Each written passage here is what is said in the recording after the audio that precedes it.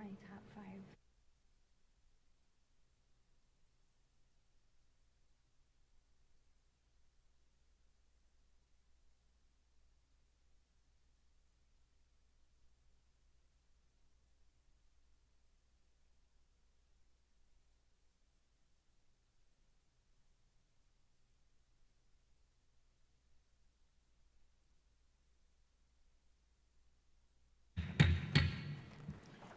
Good evening. The September 9th, 2025 regular meeting of the Mentor Exempted Village Board of Education is called to order. This meeting is being held in accordance with Section 3313.15 of the Ohio Revised Code. Please place your mobile phones on silent mode for this meeting. Mr. Wade, please call the roll. Ms. Iapolo. Here. Ms. Jessling. Present. Ms. Marchaza. Present. Ms. Payne. Here. Ms. Cook. Here. Thank you, and please join me in the Pledge of Allegiance.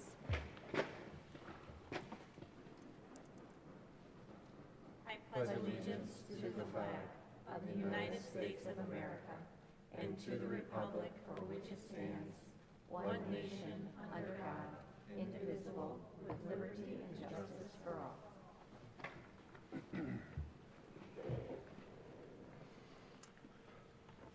I would like to welcome everyone to the September 9th, 2025 regular meeting of the Mentor Exempted Village Board of Education. Prior to this evening, each board member has received for their review and consideration the agenda and materials associated with each agenda item for the board's approval via the district's paperless Board of Education agenda system, Board Docs. The public can access the agenda through the school district's website. The agenda is available through the district's website for public viewing the Sunday prior to the board meeting. Board members have the opportunity to call the superintendent and chief financial officer for information concerning agenda items and to request, if needed, additional information. There are 2 places on the agenda where the board entertains comments from the community. The first hearing of the public is dedicated to those who wish to address the board on agenda items only. The second hearing of the public is dedicated to those who wish to address the board on any subject, whether it be an item on the agenda or another topic. To participate in the hearing of the public section, interested speakers must sign up prior to the start of the meeting. Sign-ups are available online, through the school district's website, or on-site prior to the start of the meeting. You will be called to the microphone when it is your turn to speak, and at that time, we ask that you please state your name and address questions to the board president. Each person may speak only once per segment, and comments are limited to 3 minutes. The purpose of the hearing of the public is for our community members to address the board. The board continues to welcome feedback from the community as an important component to conducting business. This is an information gathering opportunity for the board and administration so that we can work to best serve the community. If at the end of the public participation we do not make a statement, please know this does not demonstrate a lack of care for comments shared by our community. Rather, we want to be thoughtful in our approach, and we will provide a response in a timely manner when appropriate. In an effort to maintain an orderly meeting based on Ohio Revised Code 2917.12 and Board Policy 0169.1, any person doing any act which obstructs or interferes with the conduct or orderly progress of the board meeting will be warned and or removed from the meeting. This meeting is being shown live and can be viewed on demand on our YouTube channel, Cardinal TV, Mentor, Ohio. Thank you. We do not have any district highlights and recognitions on the agenda this evening, so we will move on to the approval of minutes. So moved.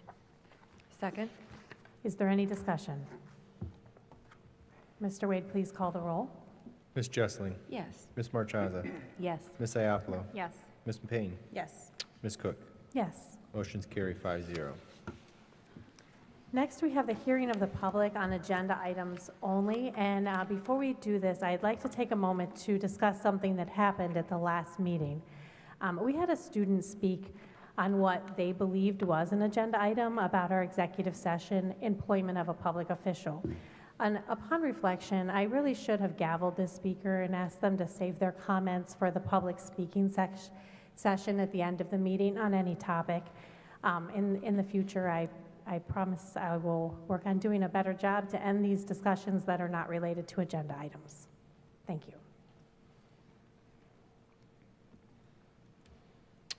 Our first speaker is Kelly Harbor.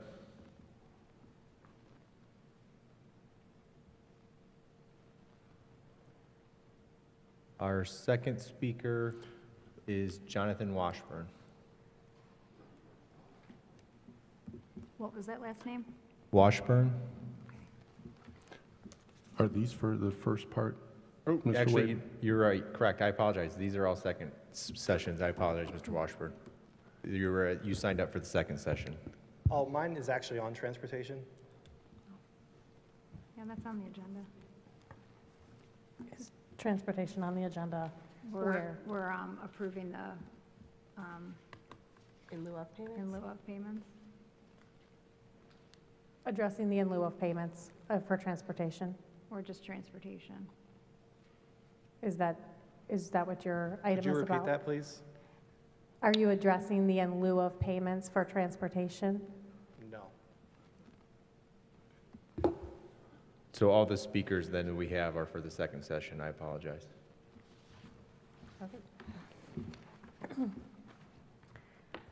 Next, we have the superintendent's report and recommendations. Before I jump into the consent agenda, just a couple of quick updates for everyone. Starting with the SROs, yesterday, the City of Mentor swore in 2 new police officers who will be serving as school resource officers in our district. These 2 officers will be assigned to Memorial and Shore Middle Schools and will start in those buildings on Monday, September 22nd. Over the next 2 weeks, they will be going through their training with the Mentor Police Department and will spend a day in our district with Officer Skelly, who is currently serving as the SRO at Mentor High School. I do want to thank Chief Gunch, Mr. Filipiak, the Mentor City Council, and all of our Board of Education members for their work and support in getting this program started. There are still 2 SRO positions posted by the City of Mentor that we are attempting to get filled for this school year. As a reminder, the agreement we have in place with the city and the school district is to hire recently retired officers to fill these positions. There were a couple of candidates that were not quite ready to retire just yet, so that is one of the reasons for the delay in getting the other 2 positions filled. But Chief Gunch and I remain hopeful that additional officers will be available now to jump into those roles. So we will continue to update everyone as we work through that process together. In the meantime, we continue to have our extra duty officers filling our scheduling on a rotating basis at our elementary schools. If the spots are not filled by Mentor Police Department officers, excuse me, the schedule is then sent to the Lake County Sheriff's Office to be filled by their deputies. We are working to figure out what those fill rates have been here at the beginning of this school year, and I will put that in one of my updates to the board here this week. The Mentor on the Lake Police Department continues to offer the Lake Elementary School with daily coverage with their police officers as well. One other update for everyone, again, relating to transportation. We continue to work through the bus driver shortage again here this year. So I wanted to provide an update on where we stand as we head into the 4th week of school. We had 5 drivers retire at the end of the last school year and had another driver take a different role in the transportation department this year. We were able to hire 4 full-time drivers over the summer, but that still leaves us short by 2 drivers as we start the school year. We have been filling those routes either by part-time substitute drivers or by splitting routes so far this school year. We are trying to get additional individuals trained, but again, that can be a long process from the time that they apply to the time that they take over a route. Additionally, we have 3 other drivers that will be taking leaves of absence for extended periods of time later this week and early next week. This will leave us 5 drivers short for the near future. We made the difficult decision back in the spring to deem our long-standing route to Notre Dame Elementary School impractical due to the lack of drivers available. The families who have students that would attend Hopkins, Ridge, and Memorial as their home public school are eligible to receive payment in lieu of transportation because their official route timings are under that 30-minute threshold set by the state. All other schools are over the 30-minute threshold and are ineligible for transportation. We are currently working through the mediation and state Chapter 119 hearing process with 3 of our Notre Dame elementary school families who've rejected the offer of payment in lieu of transportation. We are responsible for transporting those students for those 3 families while we wait for the hearing to be scheduled. In the meantime, we are continuing to brainstorm long-term solutions regarding this route with Dr. Hoyings, who now serves as the president of Notre Dame Schools. We continue to receive requests from families from all of our public and non-public routes to change bus stop locations. We held off on those the first couple of weeks of school just to make sure that we could get all of our ridership numbers figured out with our drivers.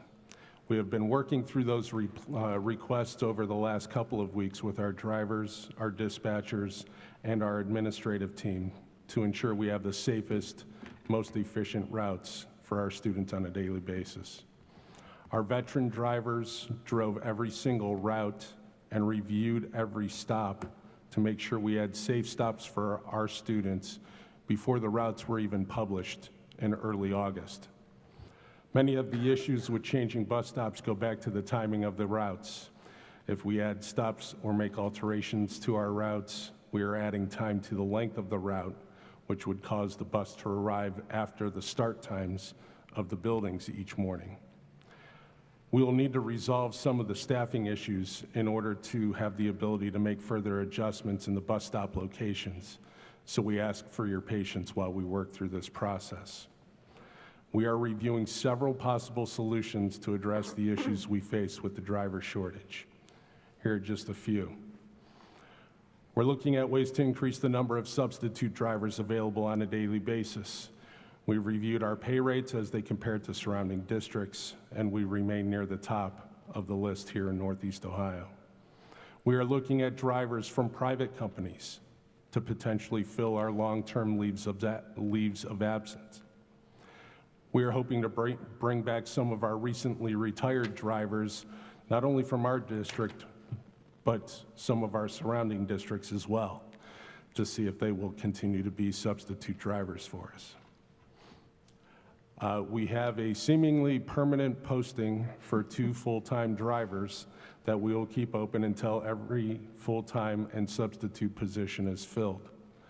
This will be my annual appeal to anybody that is interested in driving a bus for us in Mentor Public Schools. Please visit our website. We would love to have you. We will train you, and we'll pay for the training. We are reviewing possible additional incentives to try and fill these positions as well. We're looking at adjusting our high school bus stops to more centralized locations to consolidate buses and free up additional drivers. This would be a major shift for us, but this would help us cover the open routes that we currently have, and this will also help us shorten our elementary and non-public routes that would then provide more flexibility for bus stop location changes. We are reviewing the state guidelines to identify any possible adjustments that might be made now or that could be made next year to make our routes more efficient. These could include increasing our walk zones, increasing walking distances to bus stops, conducting additional non-public route timings to determine eligibility, and increasing the number of impractical routes.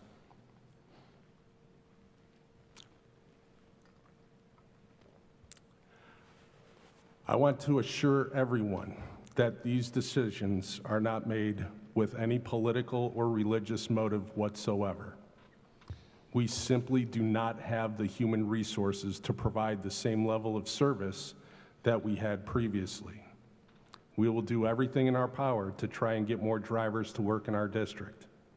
Until then, we have to make difficult decisions that will enable us to provide the highest level of service to the greatest number of students possible.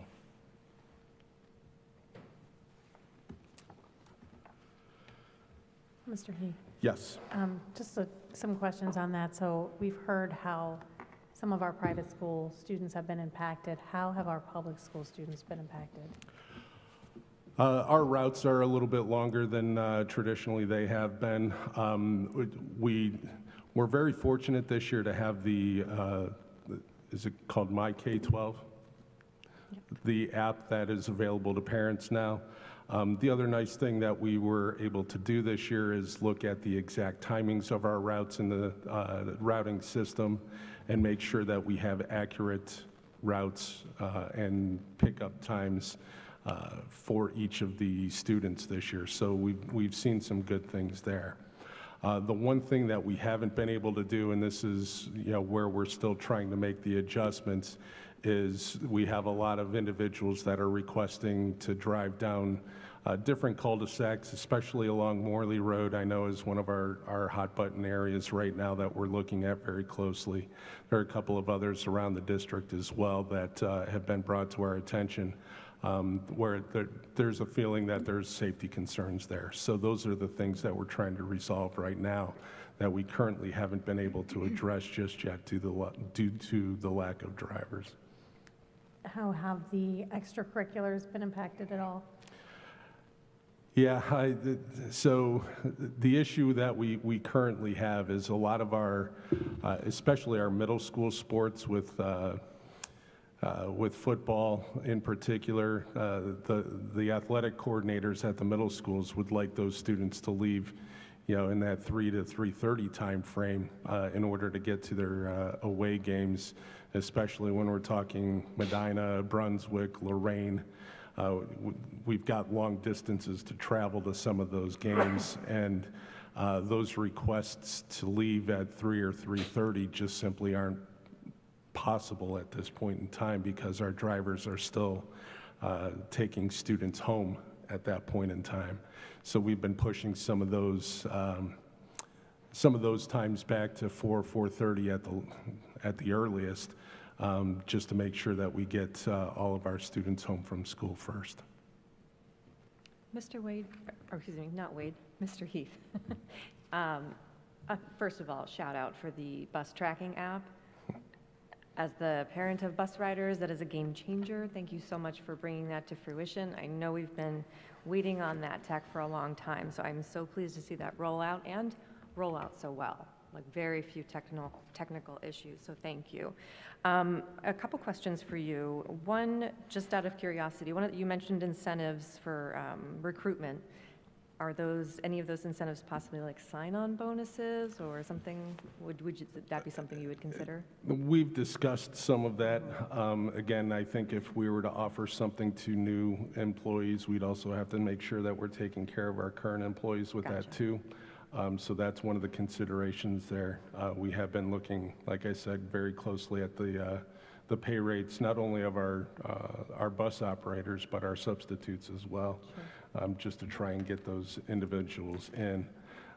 The other thing that we're attempting to do for those individuals that are looking for employment right away is we can bring them in as a bus aide because we're always in need of bus aides, and we can go through the training for the bus operator positions while they're a bus aide for us as well.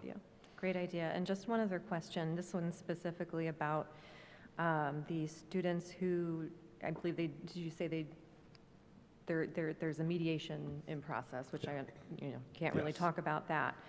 Are you able to share whether or not Jackie Hoynes was able to offer them any solutions on her side of things over at NDCL? Yeah, so the solution right now is NDCL, when we had the initial decision made back in the springtime, Dr. Hoynes ended up working through, I believe it's Precious Cargo, one of the private companies, and has a bus that's transporting Mentor students to Notre Dame.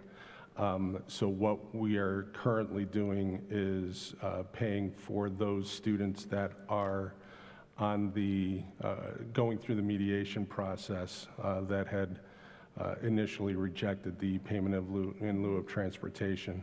And we're keeping them on that bus at this point. It's a more cost-effective solution, number one, and number two, it allows us to keep our drivers here trying to cover all the different routes that we're covering here in the district right now for both our public and non-public routes. But those families aren't satisfied with that solution, is what you're saying? Correct. Ultimately, the Notre Dame families, not just the ones that rejected the payment in lieu of, but I think the majority of those families would like to see that route restored. And obviously, that's a more cost-effective solution for us as well in the future. We just need the drivers to be able to do that. I think once we get get more drivers in, we can start to look at some of those long-term solutions again and see if we can bring some of those routes back. Thank you. Mr. Heath, I had a couple questions. I had a question about the sign-on bonuses. I know we talked about that a few years back, I think, when we had to benchmark, and we were a little low in bus driver average, pay, and then we bumped it up, and now we're on the higher end of it. But I didn't know, are these other districts offering sign-on bonuses? 'Cause they were before, but I don't know. Yeah, we've heard of a couple that have done that, and we've actually talked to some of the other people around the state to see what an impact that has had on them getting additional drivers in, and it hasn't really done much, quite honestly. It's just a lack of people that have that CDL license with the school bus endorsement on it. So that's the struggle right now. It's just people don't have that. Are the other districts like Willoughby, Eastlake, and Chardon and Riverside, are they all experiencing very similar issues? Yeah, there are issues across the board. This is a nationwide thing too. It's not just an Ohio thing. It's just a shortage of drivers and CDL drivers, period.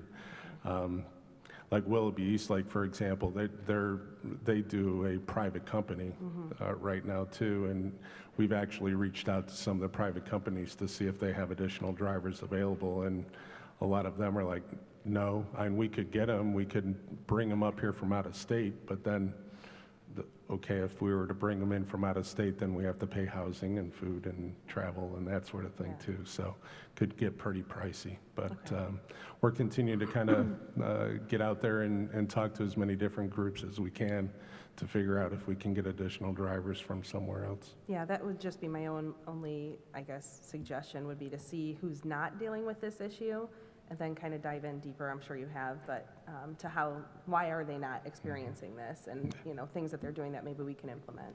Yeah, absolutely.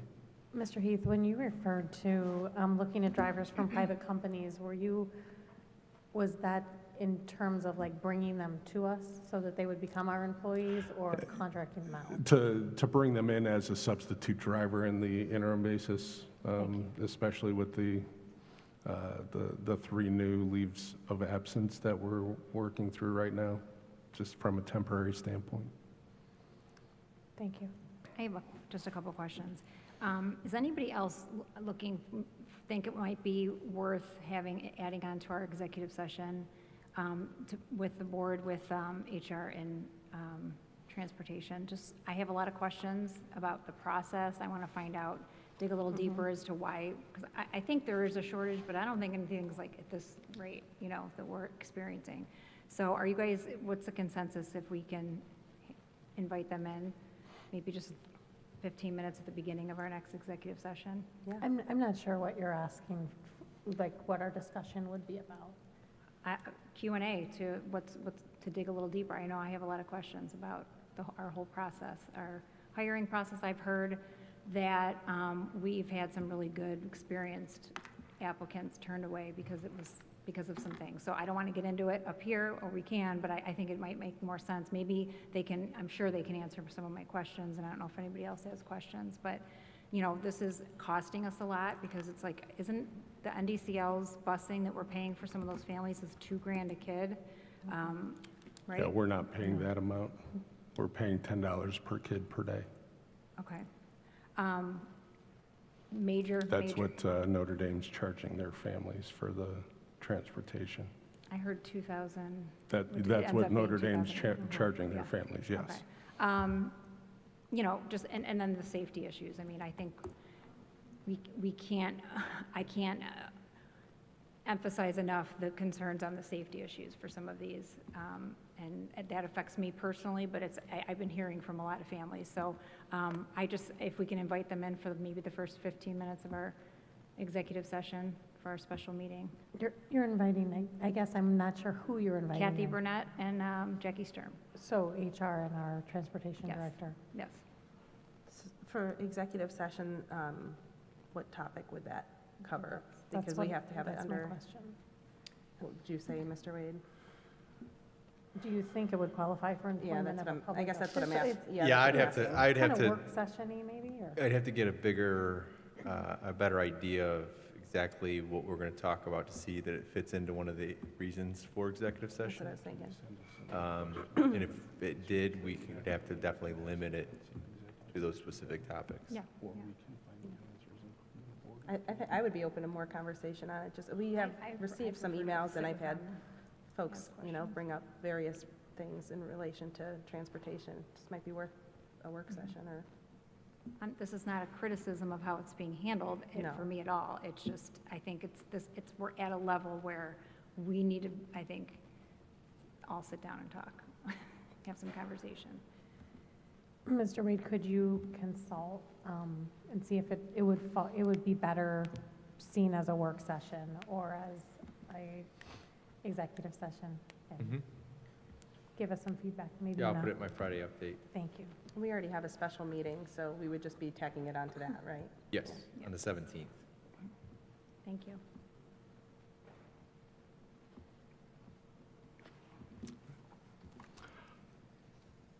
Madam President, members of the board, and Mr. Wade, I have the following recommendations listed under the consent agenda and recommend approval of items 6A1 through 6A3. So moved. Second?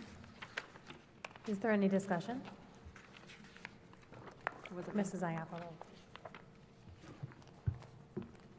Please call the roll. Ms. Iapolo, Yes. Ms. Jessling, Yes. Ms. Marchaza, Yes. Ms. Payne, Yes. Ms. Cook. Yes. Motion's carried 5-0. Madam President, members of the board, and Mr. Wade, I am recommending approval of agenda item C1 related to certified personnel and C2 through C4, all related to human resource matters. So moved? Second? Is there any discussion? Please call the roll. Ms. Marchaza, Yes. Ms. Cook, Yes. Ms. Iapolo, Yes. Ms. Jessling, Yes. Ms. Payne. Yes. Motion's carried 5-0. Madam President, members of the board, and Mr. Wade, I'm recommending approval of agenda item D related to administrative staff recommendations. So moved. Second? Is there any discussion? Please call the roll. Ms. Iapolo, Yes. Ms. Jessling, Yes. Ms. Marchaza, Yes. Ms. Payne, Yes. Ms. Cook. Yes. Motion carries 5-0. And I'm also recommending approval of agenda item E related to the administrative staff benefits. So moved? Second? Is there any discussion? Please call the roll. Ms. Marchaza, Yes. Ms. Payne, Yes. Ms. Iapolo, Yes. Ms. Jessling, Yes. Ms. Cook. Yes. Motion carries 5-0. This concludes my portion of tonight's agenda. Thank you. Next, we have the Board of Education report and recommendations, and the first item under board business is the approval of board member in-service attendance at the OSBA Capital Conference and Trade Show. Do I have a motion? So moved? I will second. Is there any discussion? I just wanted to say that I would not be attending the OSBA Capital Conference unless I'm reelected in November. I don't think it's a good use of taxpayer funds. If I'm reelected, I would love to join the OSBA Capital Conference. I think it's valuable for board topics, but I would not attend otherwise. So with your plans for expenditures and rooms and things, you make that a win. I also, since I'm not going to stand for reelection, I won't be attending the OSBA conference this year. Yeah, I would echo that as well. I had no plans on attending. And we have a certain number of seats that are available to us, Right. and we can offer those to whoever is elected in the November election. And would It'll be a you- quick turnaround, obviously, but we do have those available. Would you be able to contact all of the candidates and let them know? Because I know when I was elected, Yeah. nobody gave me that heads up, and I was like elected, and then they were like, oh, by the way, there's this Yeah, there's this thing. thing. The same, it was a quick Yeah. turnaround for same me to here. get time off work and things, but I think it's really valuable for, even though they would not be sworn in at that time, to have that opportunity, so. Definitely. Yeah, we'll reach out to all of the candidates and let them know. All right. Mr. Wade, please call the roll. Ms. Marchaza, Yes. Ms. Cook, Yes. Ms. Iapolo, Yes. Ms. Jessling, Yes. Ms. Payne. Yes. Motion carries 5-0.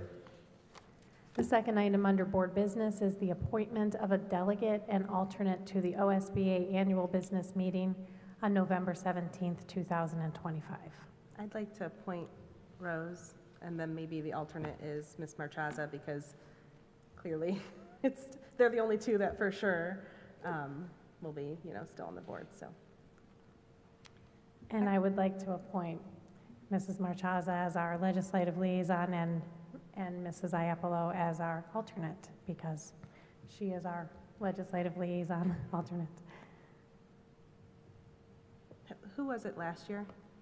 Mrs. Marchaza. Okay. And the year And prior to Mrs. that? Iapolo was our Alternate? alternate. Okay, yeah, so I would like to just, Mrs. Iapolo, give her the chance this year, and then, as she's the alternate currently for the legislative liaison, so just to give her the opportunity. It's an interesting thing to be a part of, so. It is. We have 2 people nominated, so I suppose we need to vote. Yeah, I guess when I call your name, just say who you're voting for. I don't think so, no. Thank you. We had Mrs. Payne. I'll basically say that you motioned, so you can go first, Ms. Payne. I would like to nominate Rose. All right, and then Ms. Cook, Mrs. Marchaza? Ms. Iapolo, Myself? Ms. Jessling, Mrs. Marchaza? Ms. Marchaza. Myself. Ms. Marchaza has 3 votes, Ms. Iapolo has 2. So that would put Ms. Marchaza as the delegate and Ms. Iapolo as the alternate. And we were just confirming over here that we've not received the OSBA platform yet, so I assume we'll talk about that at the next meeting. Hopefully by that time we'll have received it. Ideally. Yes, You right. haven't seen one yet, have you, Mr. Wade? No, but I haven't been looking either. Okay. I have not, and I I have have been not seen looking, it, yeah, so. haven't seen it yet. Okay. We have our last item under board business, the first reading of Board of Education Neola policies. And because this is a first reading, no vote is necessary. Is there any discussion, though? I'll just give everyone a quick update. These are policies that are being updated to reflect the changes and revisions that are needed in our emergency management plans, should there be a cyber event that directly impacts a school district. Mr. Woodworth, Mrs. Sturm, and I have been working on this. We've already had one meeting just to make sure that these adjustments are already set for us. We're going to meet again here in a couple weeks to make sure the plans and our administrative guidelines that go along with these policies have everything that need to be covered coming out of House Bill 96. I'll also share with the group that the Neola updates that came at the end of August have 17 other policies that we are reviewing as well to determine if we need to make some adoption and some changes to our manual. So we will have additional policies that will be updated at our October meeting as well.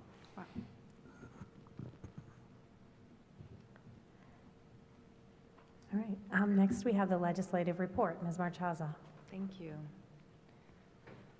All right, it's been a pretty quiet month or so, but I have a few things to report on. For starters, the property tax working group that was gathered by Governor DeWine, they have been meeting on a weekly basis, mostly on Thursdays. They have until September 30th, as I've said, to come up with their recommendations. And so far, they've heard testimony from the Ohio Department of Education and Workforce, as well as the Fair School Funding Work Group.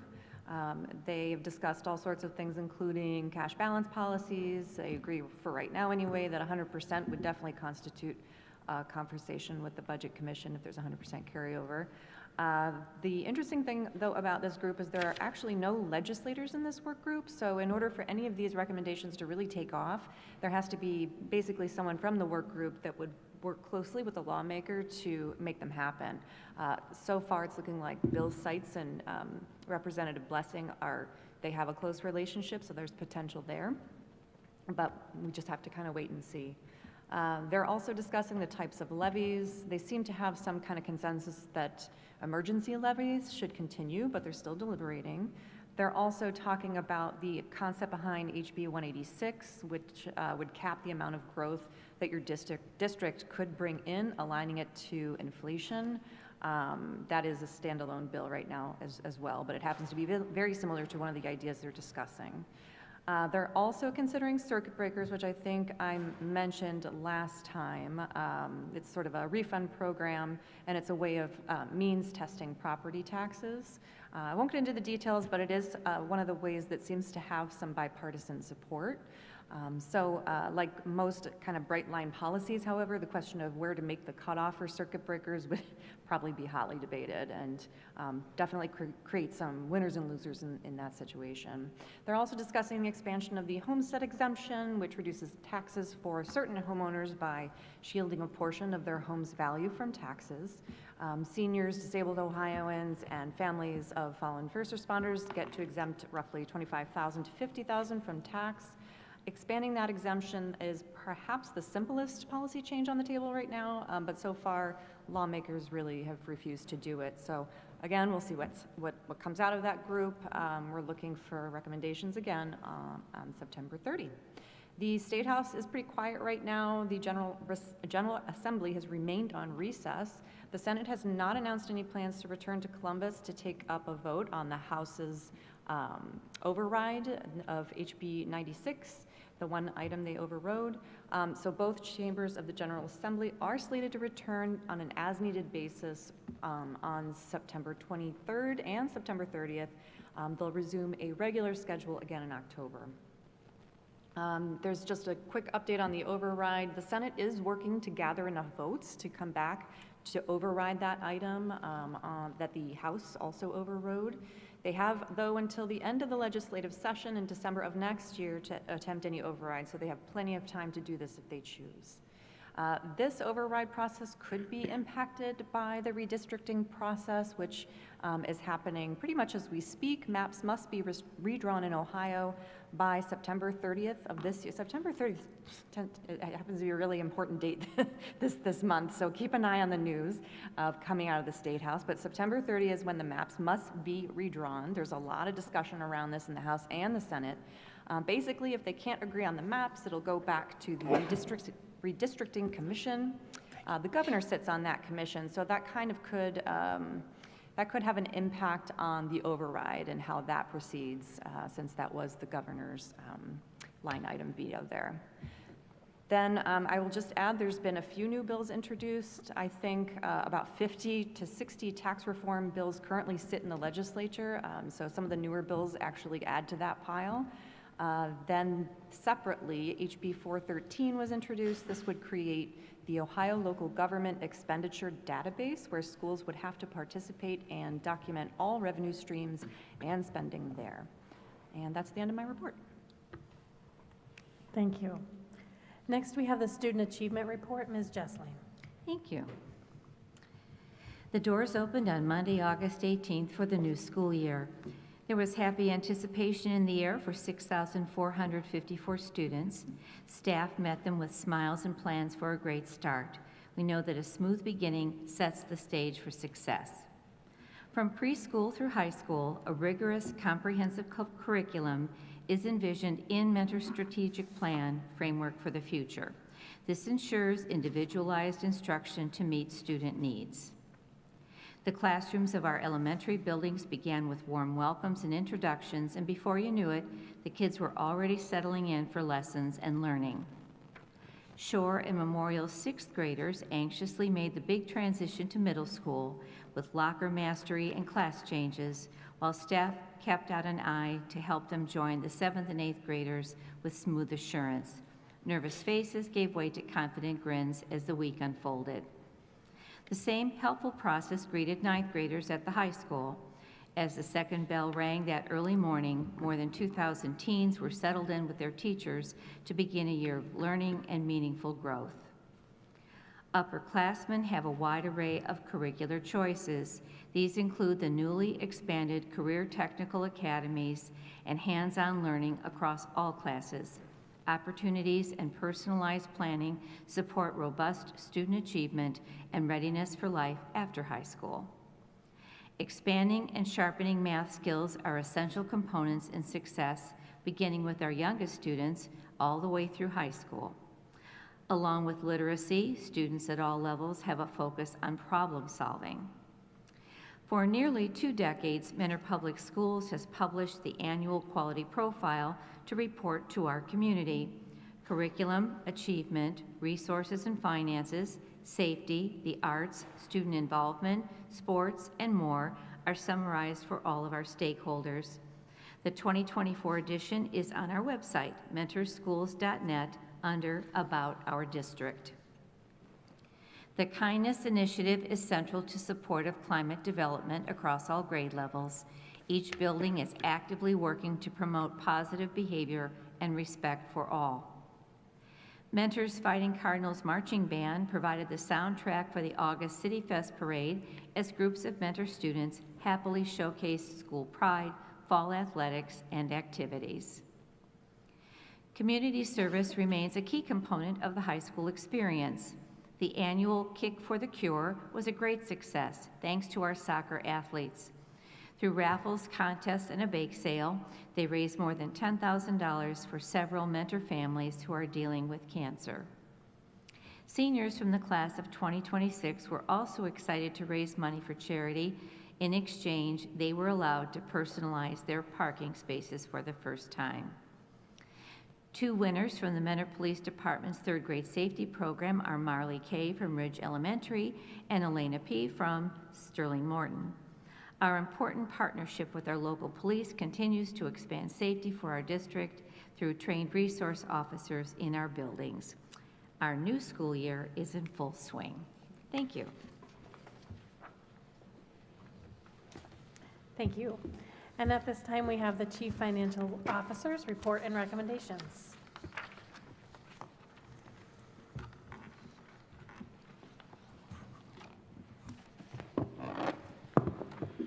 Thank you, Madam President, members of the board, Mr. Heath.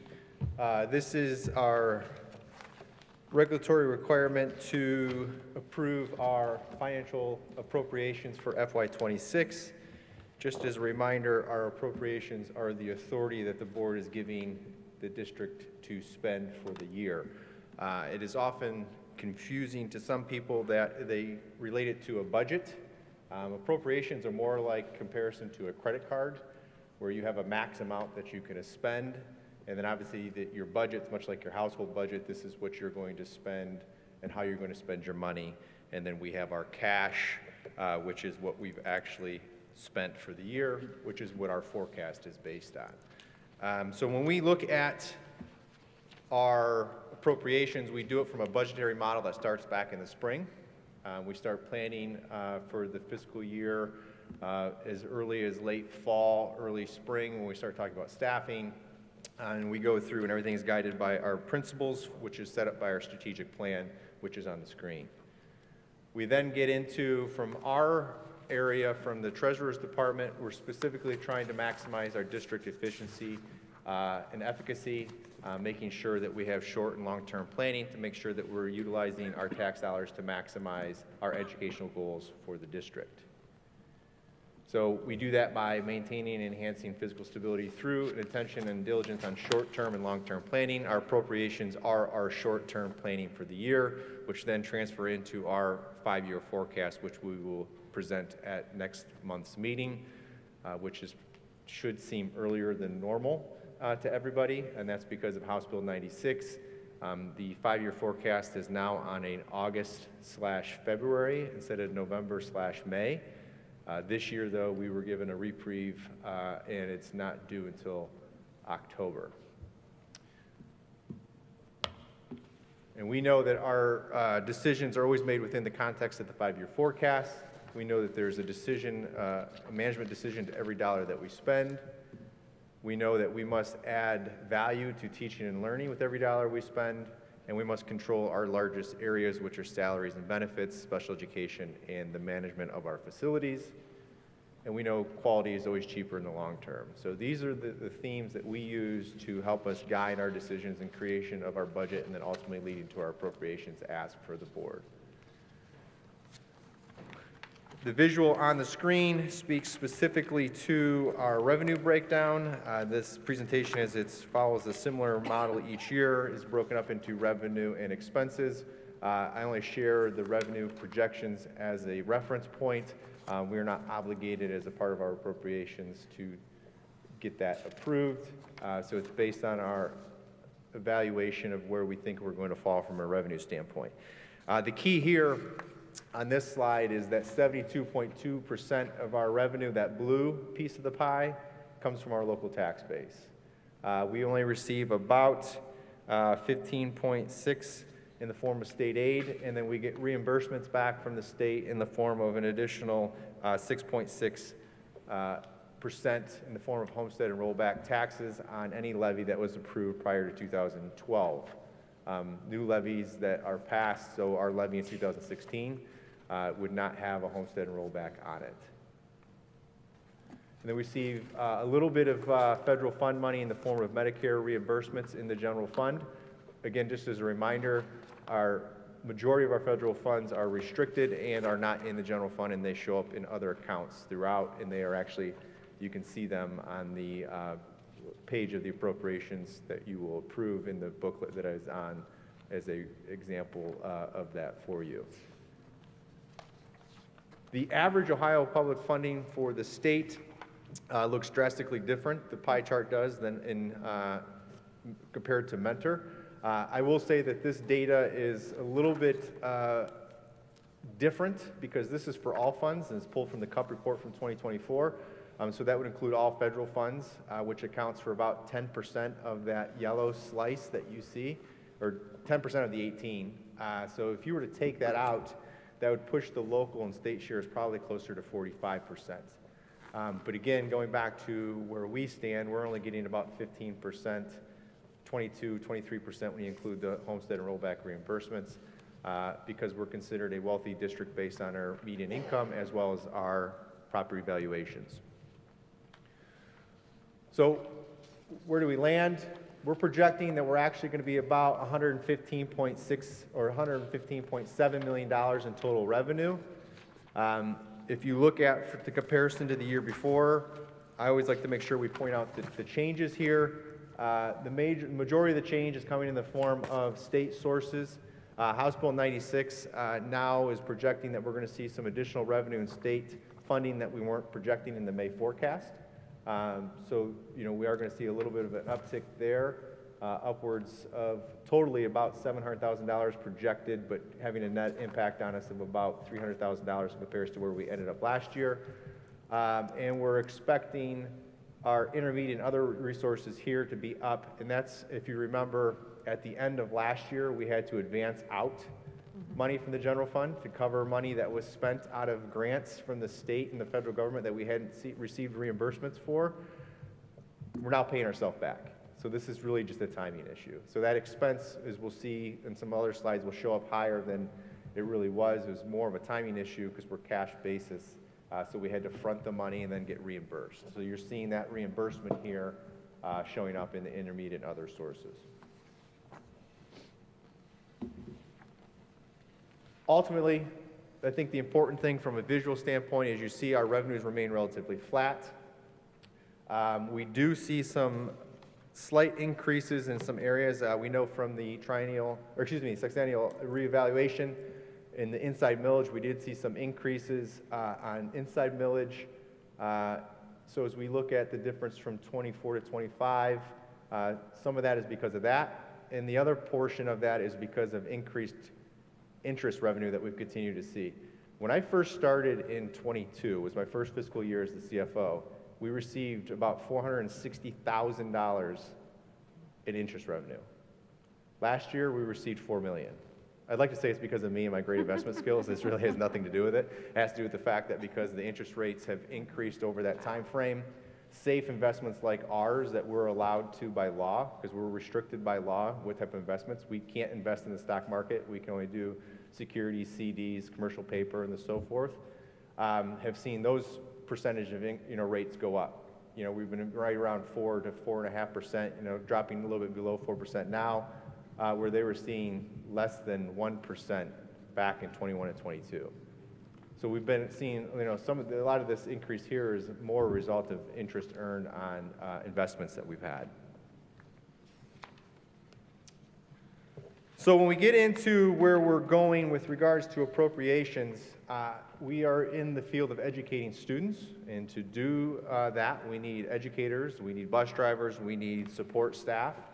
So 85 or 84.5% of our budget's made up of salary and benefits.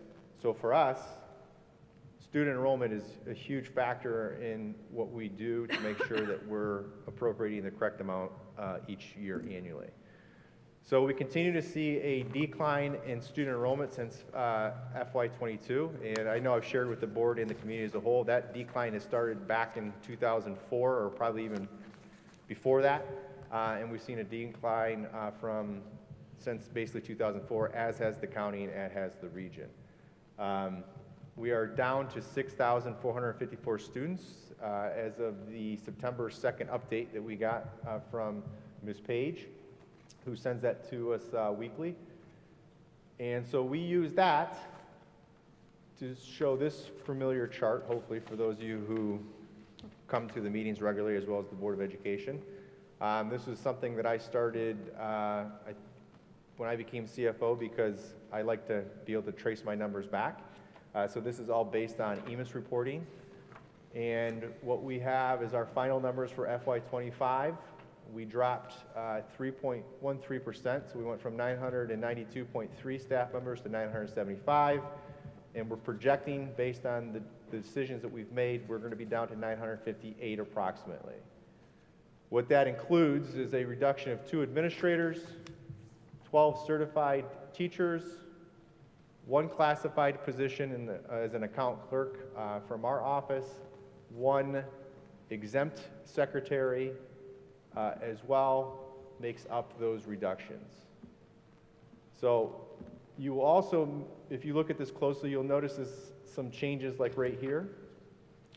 It looks like we went from 207 to 56.2. We didn't get rid of all those people. We've just reclassified where they sit based on continued refinement of our EMIS reporting.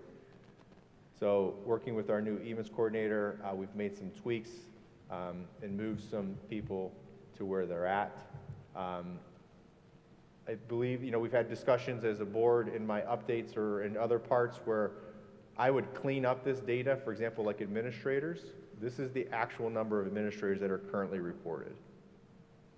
So we had previously, if you were to look at the CUP report, I know Mrs. Payne and I have had this discussion, you will see like 52 or 53 administrators depending upon the year. That's because the exempt employees were listed in that administrative piece. We now have made sure that they're moved. So for example, the reason why down here in 600s, you're at 12 instead of 11 is because one of our exempt employees is now located in that. And we have 2 exempt employees now that are put here, and we've put the other ones in the places we feel that they fit as well. Ultimately, the number that matters most for me is the fact that we continue to go down at a rate that's equivalent with the reduction that we're seeing in student enrollment. I finally got my favorite graph. but it's already old because if this stops in 24. We don't have 25 data yet. For some reason, the state was holding on releasing this data to our analytics team. But you can see that as our enrollment has decreased, which is the yellowish orange line here, our staffing has continued to decrease with it. The spike that we see here is because of COVID. That's when we added staff to reopen the schools in fiscal year 21. As our ESSER people have fallen off, we've seen that stay in line with that. And I should point back to this. All of the ESSER employees that were paid for out of the ESSER grant were removed last year and are still not included here. And again, this is for all funds. This isn't just general funds. So this includes all staff that's paid for out of any fund that we have.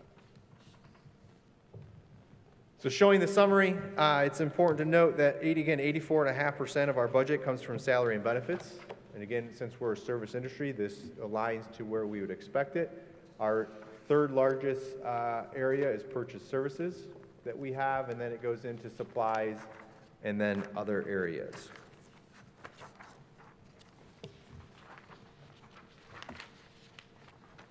So if we're focusing on where we're expecting our total appropriation to spend for the year in the general fund, we're appropriating $117.7 million approximately for the year.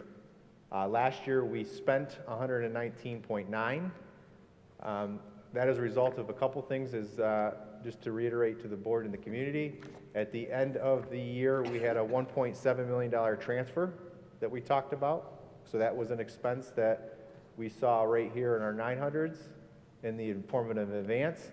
And then we transferred out $3.6 million approximately from the general fund to the capital improvement fund at the end of the fiscal year to cover costs associated with buses, vehicles, and other capital improvements that we have already budgeted to make sure that those funds were put into the capital fund and weren't sitting in the general fund accounted for.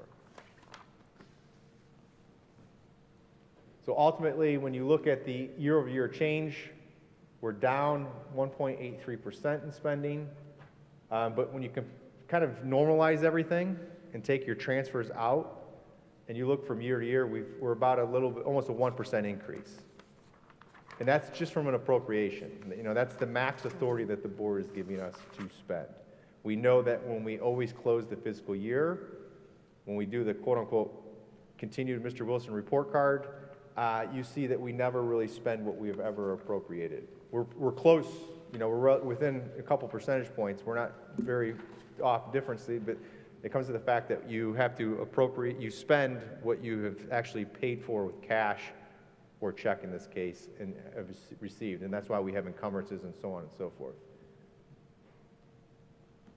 So when we look at a graphic here, again, no surprise that the biggest areas are salaries and benefits. The salaries include the 3% increase that we have negotiated for certified and classified staff, the 1.5% increase for our administrators, and the 0% increase for Mr. Heath and myself. We assume the 6.5% increase on health care, as well as the reduction in costs associated with the changes in prescription drugs that we made through negotiation, as well as the spousal coordination of benefit that will all start in January 1st. So where does this put us? It puts our cash balance budget, 5% budget reserve policy at its max of about $5.7 million. And we're going to deficit spend this year by approximately $2 million. I think it's worthwhile to point out that we've kind of remained relatively flat here over the last few years on expense or deficit spend growth through the changes that we've made with regards to tightening our budgets and reductions in staff, which has allowed us to continue to push off and reduce the amount of a levy that we would have, and that discussion will come back up when we have more data here in October when we look at the forecast. So when you look at historical, kind of since the last levy in fiscal year 16, because we passed the levy here in March, which means we wouldn't have collected it until January of the following fiscal year. So that's why you see an increase here, and a full collection happens in 18. And then we started the deficit spend in 21, and we've kind of maintained that continued deficit spend here, reducing our cash balance throughout that process. We're expecting that $2 million deficit to bring our cash balance down to $45.5 million. We're expecting to have our encumbrances at the end of the year for about $3.1 million. That means, again, just as a reminder, encumbrances is money that's already been accounted for. POs have been written, but the service hasn't been rendered or the purchase hasn't been completed. So we know that that money is going to be spent, so we have to budget for it. It's kind of like in your checkbook. When you have that, well, for those of us who used to keep a checkbook, now you really don't have to with your online banking, but you would put in your little checkbook that that money is spent even though it's still in your account, technically. So when you look at our cash set-aside policy that we have to have at least on top of the $5.7 million, an additional $12.5 million, that brings available cash down to $33 million. And because our appropriations should align to our latest forecast, I'd like to show to the board where we're at with appropriation versus forecast. But again, remembering appropriations are a max amount of spend versus a forecast, which is cash basis. So you do expect some variation here. And none of the variations that we see are very significant. I know 22.4% looks like a lot, but it's less than $100,000 on $117 million. It's not a significant material difference.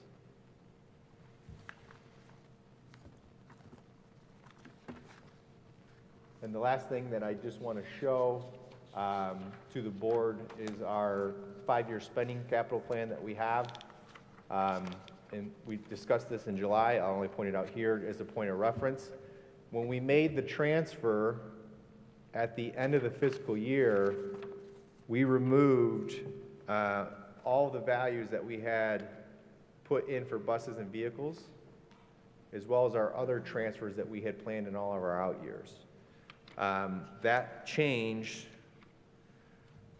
reduced about $1.3 million off of this spending plan, as well as transfers that wouldn't be included here for other areas. And we have reduced our spending plan by over $4.5 million since the levy failure in '23. So this year when we're spending, these are the values that we're doing specifically. All the other expenses will then be expensed out of the 070 Capital Improvement Fund, having no impact on the general fund. Happy to answer any questions that the board may have. I have two, thank you. You said we reduced our spending plan by how much? Was it 5 million almost? This spending plan? By 4.5. 4.5, thank you. Yep. And then my other question was, when you first started your presentation, you mentioned the changing of how you're going to report. So you're going to do a 3-year forecast, correct? So we are going to still do a 5-year forecast. We are, okay. Because it's one of our beliefs. We will only send to the state a 4-year forecast. Very good. Okay, but the Because timing's different. that's the new requirement. So Okay. they basically blocked off a year off of the requirement. We're still going to use a 5-year forecast because I believe it's best practice. Thank you, that's terrific. But the timing of your reporting will change. Yes, So drastically. how is that going to, what are the practical implications of that? There are many practical implications of that. The forecast on some levels is going to be less accurate in August for a couple reasons. In August, we haven't received our tax payments yet. We usually receive those in August, not by the time that we have our board meeting. We will not have staffing numbers done. Our first pay for the new contract doesn't occur till September 5th. It's always a quick turnaround for us to get that data to be able to, to do the appropriations. So we'll still be using a loose estimate on that as well. So, and then what we'll have in February is probably a more accurate, February will become more like November, and August will become more like May Wow, okay. on some level. But both will not be as accurate as they are in November and May. Unfortunate. But this is a requirement of HB 96 that lawmakers have put forth, and it is now law, so you have to Correct. comply with it. Yeah. Thank you. But I am still probably going to do an informal update to my forecast in November and May still. Great. So the board will have, I won't do a big presentation like we have typically done, but I will continue to update those. Probably, we'll do it more frequently. And with the system that I use to be able to do that, it's feasible. It's not a lot of extra work, but it'll allow us to benchmark our tracking for that. I will say, though, more the reason for the board to pay close attention to our monthly reports, because remember, we compare those back to the forecast, so when there are large discrepancies, that we're explaining those and you have an understanding of why those are the way that they are. Okay. Because those discrepancies are more likely to occur because we're making a forecast on data that's not 100% at the times that we're making it where it is now. When we do November, I have July, I have August, September, October worth of data, so I have 4 months of data to do that. We already have all of our tax collections in for the second half or our first half collection. Staffing is set at that point. We know where we're at. And then in May, we're basically done. Right. Everything's pretty much concluded. We have the rest of May and June to close out, but we stop most of our spending outside of salary and benefits in April. Sure. So, fluctuations will be important for us to make sure that we're explaining. I had a Thank quick you. question, and I think I've asked this before, but just in case other folks are wondering, I know a lot of this data comes from the CUP report, and if we look at the CUP report, the total operating expenditure per pupil is $17,058. So that's how much it says we're spending for fiscal year '24, and then how much we're taking in is more, so it's $17,212. Can you explain why we end up in a deficit? Because if people are looking at this, they may have that question. The easiest way, that's a great question. The easiest way to explain this, when you look at the CUP report, that's for all funds. Yeah. So that includes all the federal money that we get that we approved last month, where we had the brief 5-minute meeting before the start of the meeting, and we had all those values for the various forms of federal funding that we get. That also gets included in the CUP report. So that revenue is part of that. But when we look at the general fund, that's just the money that we receive into our general fund versus what we spend out. So some of this, the funds that are shown in the CUP report are things that we can't use for everything. Correct. They're restricted, So that's, yes. yeah. Yep. Yeah. Those are Thank you. restricted federal funds that have to, and that's why we have to have that special meeting like we Yeah. did before the August, because we have to share with what we're going to be utilizing those funds for, and they have to go into separate funds because they are restricted and they have to be accounted for in a special way. Thank you. Not that these aren't accounted for in a special way, it's just a little bit more restricted. We can use general fund basically for any purchase that the board has approved. Could you talk a little bit about the population numbers, the class sizes, the birth rate, and how that correlates? I know we've done the enrollment studies, and you track that very closely. Are you seeing consistency with our numbers and the changes in the birth rate in Lake County? So I can provide a more accurate picture of that in October, because I do have some slides that I shared at the Citizens Financial Advisory that I didn't put into here because they're more forecasting. But we are seeing consistent numbers with the county and the region. So what we are looking at from our standpoint in our projections, and as we talked about at the Citizens Financial Advisory, the state reports live birth rates and has done that for years. And until about 2 years ago, they associated it with the zip codes of the districts.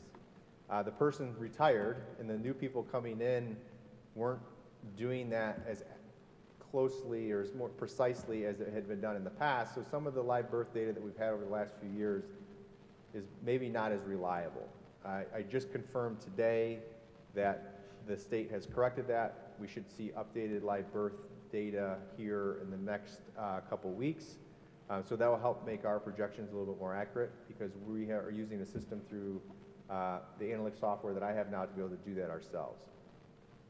So two things is we can look at live birth data versus enrollment. And then you can get that percentage. And then the other thing that you need to look at when you're making projection is what is your cohort data as it goes throughout. For us, our cohort data stays pretty consistent at about 100%. You know, it'll go up and down from year to year, or kids come in and out, you know, but it stays relatively when you look at it over the course of an entire year or over the grades, it stays pretty consistent. Where we have to keep a close eye on, and we need more accurate live birth data for this, is what the relationship between enrollment and live birth data is. So we've seen it as high as 104% back in 2019. Post-COVID, we've seen it vary between 100%, 94%, 85%. So when I do my high, medium, and low, I use 104% ratio for the high kind of trend out. We'll use 94% for the mid, and we'll use 85% for the low. So it really kind of depends upon that, but those numbers need to be double-checked from the fact that how they're being reported to us is different than it was back in 2019. And the other question I had, could you give us a sense of how the labor contracts from 3 years ago and the labor contracts from this past spring, how those have impacted those 5-year forecasts going forward? I don't know if you could give an estimate, but if we had not had those concessions and modifications, that the net benefit to the 5-year forecast in our bottom line, how much we're deficit spending, what our cash balance is, how that's impacted those. Well, I think you can kind of see it up on the screen. I mean, we see here, for example, the net change. If you were to look at the net change just on salaries, you know, we have 3% increase from 25 to 26, plus when you account for steps, those are usually about another 2% as we've discussed about. However, when you're reducing staffing as a declining enrollment, we're not seeing that, you know, you're not seeing, that's not a 5% change if you do the math. And what you can see here in healthcare is we actually dropped from 23 to 24. That goes to the fact that we did the buyout and we did reductions as a result of that. We changed some of in negotiations because the last contract was 23, 24, 25. We did some changes that you start to see the full impact in 24 because, you know, the changes don't go into effect until January of that next year. So you only see half of a year in the first year, then you see a full year in the second year. You see a lot of that in our world, right, with the way things work with timing of how our budgets work. And right now, and this is an appropriation, so this is probably high too, because this is based on what we're seeing, and, you know, it doesn't always necessarily take into account some of the savings that we're going to see. So we'll really clarify that. You'll see that more clearly in the October update. But, you know, we're expecting, as we know, about $2.8 million in total savings just from the spousal coordination of benefits in the RX. Thank you. And healthcare is a crapshoot, right? I mean, the Lake County Health Consortium just saw almost a 20% increase this past year in their costs. You know, we're looking, you know, we're hoping for 6.5% year over year based on which is a little bit better than trend. Mr. Wade, the only other question I had is I know we're talking a lot about like the aging community, which is clearly the majority of the reason why our enrollment has gone down is from the aging community. I know you had sent us some data in June about private schools being up over the several years and then homeschooling being up as well. Do we know what that trend is for this year yet or not? No, quite? once we get that data, it's probably something that we look at in December when things have settled down. And, you know, we're not getting that because I believe, Mr. Heath, what is the law now when homeschooling, for example, has to notify you? August 30th. Yeah. August 30th. So, I know that one. you know, so we're kind of, I mean, we're just into that. Private Okay. school numbers, we're still gaining. And as I've shared with the board, you know, the way that we've collected it in the past, the way we're collecting it now are different, so you have to normalize those numbers to be careful that you're not saying that there is an increase. Because the interesting thing about that, and I don't understand why it's like this, to me, it seems like the state would just have a reporting system like they do for everything else, so that we have to go and contact all Yeah. of the parochial schools and private schools and then ask, do you have anybody that resides in Mentor attending? And then it's self-reported back to us. And before, we reported it only in Lake County, and then we expanded that just to make sure we're capturing it all. So we'll look at those numbers, and the nice thing is we have that data now. It's been reviewed. I will review and add it and update everybody on that as well. All right. I'm just wondering, because of the Ed Choice vouchers, I think last year we did see a fairly large increase in the amount of how many folks were possibly using those and going, elsewhere, so. just Yeah, there's a wondering huge what increase in Ed Choice that would look vouchers, but the interesting thing on that data was it wasn't new students attending those schools. When you kind of delve into it a little bit more, but more people qualified, so Yeah. if you attend a school that accepts vouchers and you qualify for it, why would you not? Just something to keep an eye on. Just looking at the data that you had put in that June update, you had private school was 796 last year, and then fiscal year 25, we had 938. And I think that had included a portion of like maybe 40 students that were never reported before. So we really don't know about Yeah. those 40. But Well, it's definitely, I thought it maybe would be, a direct implication of the Ed Choice vouchers, but from what you're I saying, think it is. it's not. I think you could, the hard thing with Mentor is we're so big. It's like $100,000 to all of us in this room is a lot of people. Is a lot, right? But when you look at a budget of 117, $100,000 isn't significant. When you look at as many kids as we have, 40 kids is, you could argue any kid that leaves is one too many, right? So it's just a matter of where our perspective is. And I think that will go back to the point where we have to closely watch live birth data versus enrollment, and then see how the cohort exists throughout, right? So are we keeping the kids here that we have, and then if we're not getting kids to come here, if you start to see that, some districts are as low as 70%, 60% in their live birth versus enrollment. Okay. We've been closer to always to 100.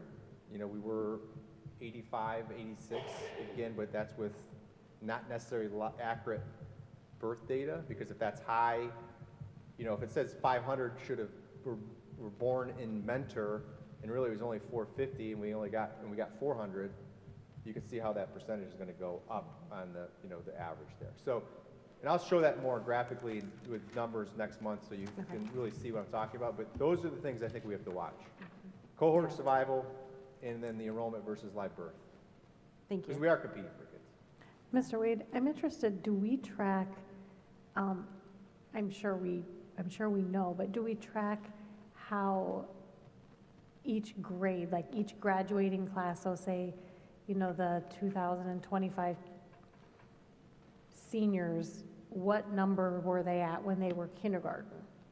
We And- have that. and how We the- have that data, yeah. And- So that's that cohort survival percentage. Okay, so, So- looking at how much did we lose, gain over time for that specific class? It's always a would be gain. interesting to me. I mean, you're always seeing a gain over, Seeing a if you gain. look at kindergarten versus 12, look at it, I'd be willing to almost unequivocally say there's going to be more students senior year than there were in kindergarten. I mean, to me, it's just, it's an interesting statistic to look at, are the students leaving the district? No, and that goes You back know, to why I there- said that the there's- cohort survival rate's 100% for the district, basically. Thank you. It all kind of washes out. Is cohort, is it like retention another way of thinking of that? Yeah. Okay, well, that's good.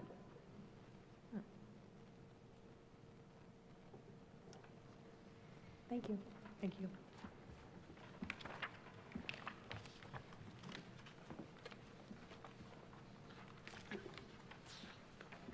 Madam President, members of the board, I would ask that we approve items B through F and addendums in one motion. So moved? Second. Any additional discussion? Please call the roll. Ms. Payne, Yes. Ms. Jessling, Yes. Ms. Iapolo, Yes. Ms. Marchaza, Yes. Ms. Cook. Yes. Motion's carry 5-0. We do not have any items under unfinished or new business this evening. So we will move on to hearing of the public on any topic. Mr. Wade. And again, Mr. Washburn, I apologize. You are our first speaker.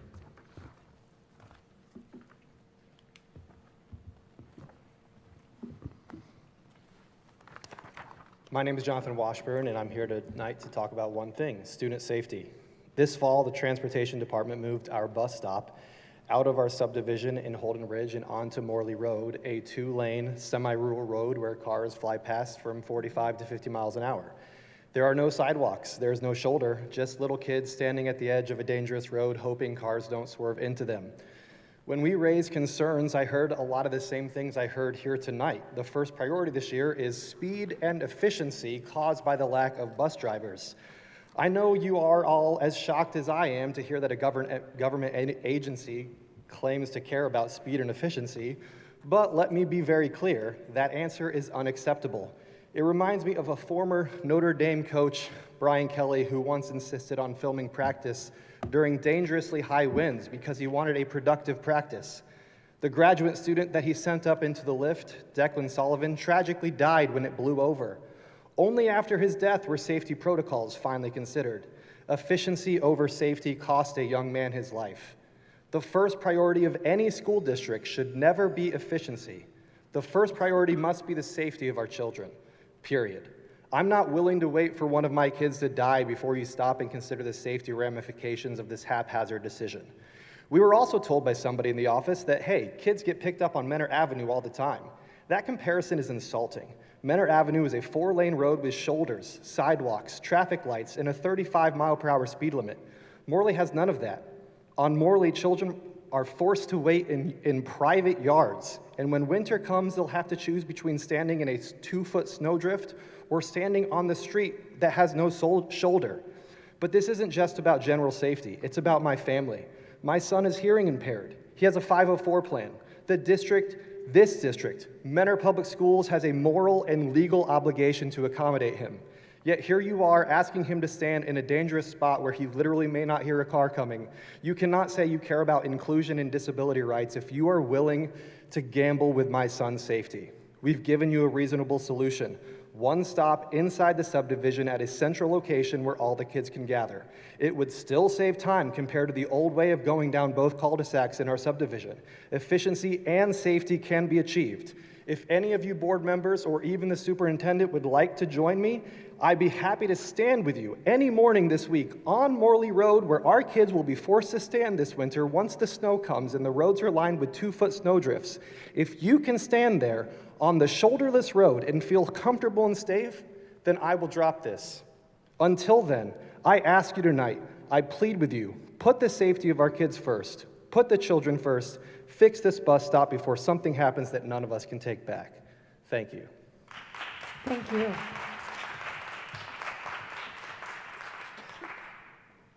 Our next speaker is Katie Schulin.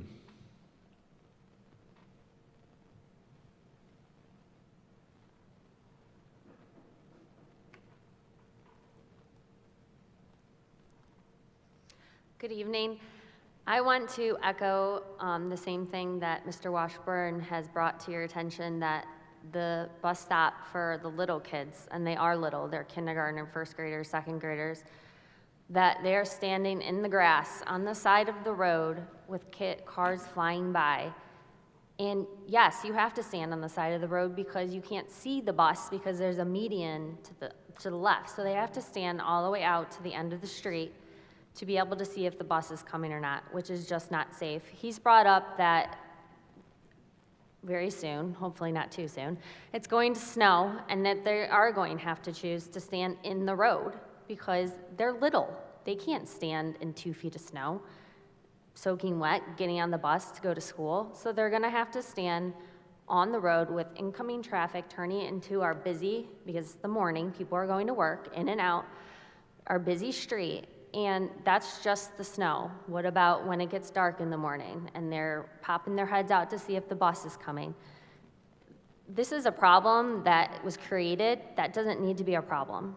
Like he stated, the solution is to have a pickup spot somewhere in the development where the bus can easily pick up everybody safely, get on the bus, and they can turn around and go on their way.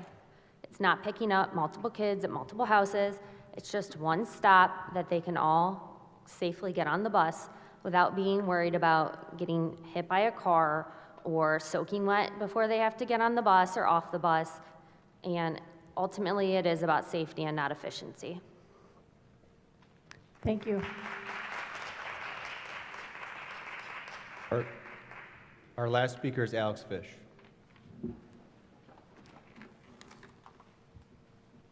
Test. Madam President, thank you for the opportunity to address you. Two things I'd like to talk about. First is an echo of the last two speakers. I took the bus to and from school when I was a student at Hopkins Elementary, and also concerns that the previous two speakers brought up. When I was in elementary school, I lived off of Hoos Road, which is not far from the dangerous spot that the first speaker mentioned, as it's a semi-rural road, and my bus stop off of Hoos Road also had some of the concerns that were brought up. And I remember when I was in first grade, this is 2010 you're talking, a car turning out of a side street onto Hoos Road almost hit us when we were like inches away. So, and then the second topic is Mrs. Cook, talking of student safety. Do you know if there's any Cardinal Cafes in September and October on student safety? Do you know when that is, Mrs. Cook? Yes, there is a Cardinal Cafe on safety. The 25th. 25th? Yes. Thank you. Thank you for your responses and have a good night and go Cards. And thank you for your time. Thank you. Mr. Heath, I just have a short question. Does our bus routing software know where sidewalks are? And, like, some of these factors, I know Morley, I live on Hoos, when you don't have sidewalks and the lighting's poor and things like that is definitely a factor. So does our bus routing software know these things? Yes, and there are some things that we can actually input based on our local knowledge of the roadways as well. But yeah, we'll know that. Okay, thank you. Mr. Heath, how much time would it add if we were to do, like we heard tonight, one stop in the development? I'm off of Hoos as well, so I know Morley, and that I would, if I were a parent with a kid on Morley, I would feel the same way. Yeah. So is there like And one the stop? Morley Road stops are the ones that we're looking at most closely right now. The problem we run into right now is there are several different cul-de-sacs coming off of Morley that we're trying to accommodate. I like the idea of looking at, a single stop within that neighborhood. That's, again, that's one of the things that we're looking at trying to do. Our one concern right now is that route gets in at 8:51 and school starts at 8:55, so we're real close and real tight on the time. So if we did it for one and then tried to do it for the others, it would be over the time.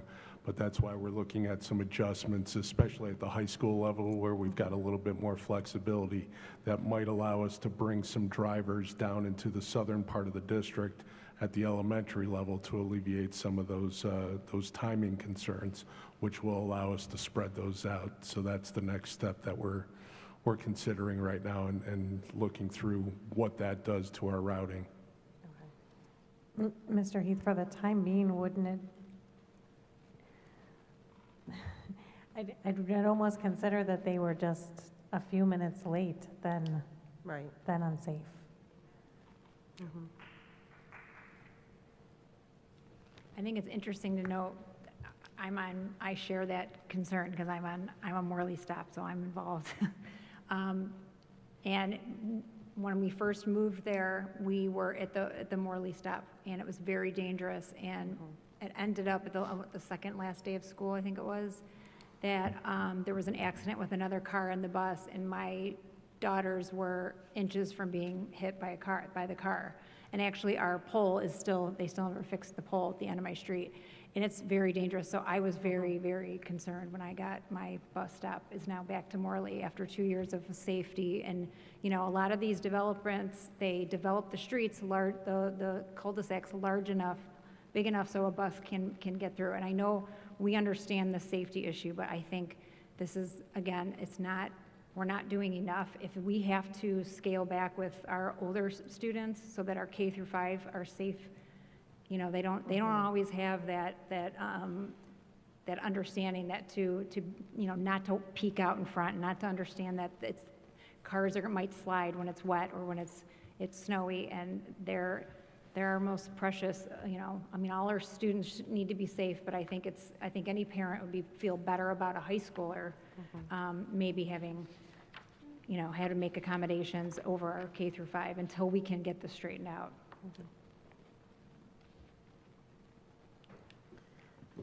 Thank you. We will not be going into executive session this evening. Do I have a motion to adjourn? So moved? Second? Mr. Wade, please call the roll. Ms. Payne, Yes. Ms. Chesley, Yes. Ms. Iapolo, Yes. Ms. Marchaza, Yes. Ms. Cook. Yes. Meeting's adjourned at 7:30 PM.